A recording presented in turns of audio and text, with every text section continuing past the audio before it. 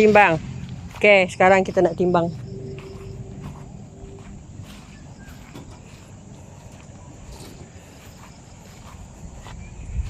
Belum timbangan, kita nak main dulu ambil power. Timbang dulu lah. Ni dah naik dah bunga ni. Lepas ni pecah je lah, lepas tu tanam kat tanah je bang. Okey.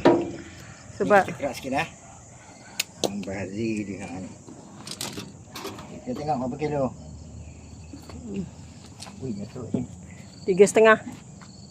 Tak sampai 4 kilo. Tak sampai 4 kilo. Ya, 3,5 kilo.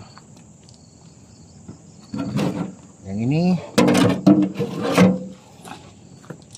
Bismillah. 6,5.